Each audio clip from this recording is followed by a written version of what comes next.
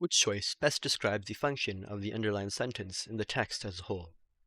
Oral histories, whether they consist of interviews or recordings of songs and stories, can offer researchers a rich view of people's everyday experiences.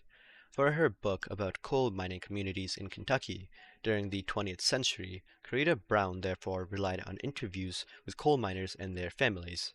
By doing so, she gained valuable insights into her subjects' day-to-day lives.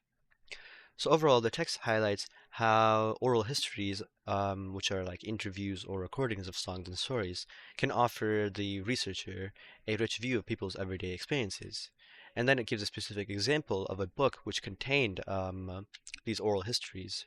And this is about the coal mining communities in Kentucky and Coretta Brown, who wrote a book about these communities.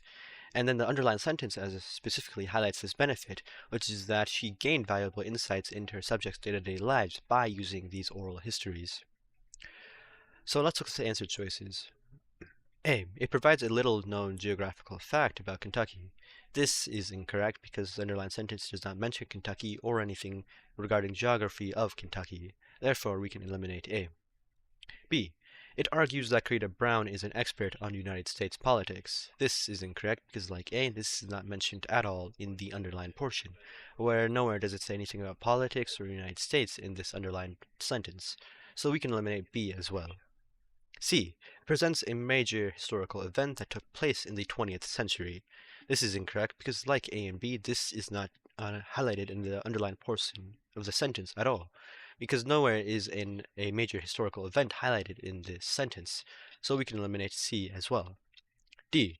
Describes how Coretta Brown benefited from incorporating oral history in her book. So this seems to be the correct answer because this is simply what the underlined portion of the sentence does, because it highlights how she gained benefit from this incorporating oral history by getting valuable insights into her subjects' day-to-day lives.